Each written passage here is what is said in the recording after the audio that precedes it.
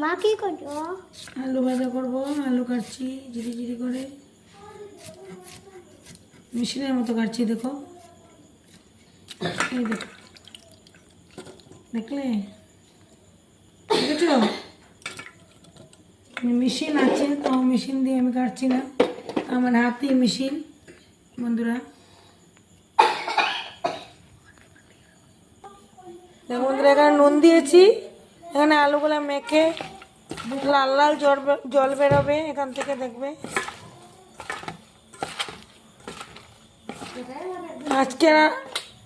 আজকের আলু কাটা দেখেছো তো বন্ধুরা, কেমন জিরি জিরি করে কাটলাম। মেশিন না, আমি হাত দিয়ে কাটলাম। আমি এমনিতে কাটতে পারি, আমি বাঁধাকপি এমনভাবে কাটি, আরও জিরি জিরি কাটতে পারি।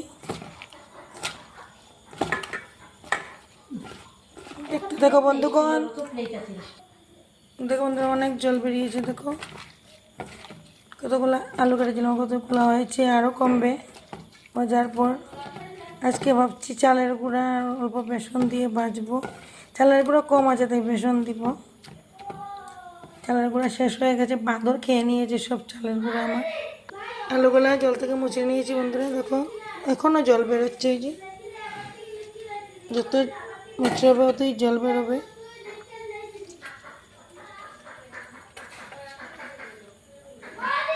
দেখতে দেখো বন্ধুরা, আমার বেসন আর চালের গুঁড়া মাখা হয়ে গেছে। নুন দিয়েছি, হলুদ দিয়েছি পরিমাণ মতো, লঙ্কা গুঁড়া দিয়েছি অল্প, বেশি দিইনি কেন ঝাল আমরা কম খাই তাই।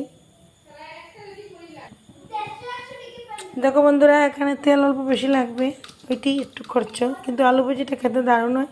এক আলু ভাজি দিয়ে ভাত খেয়ে নিতে পারবে। একটু তো দিয়ে দিলাম আজকে।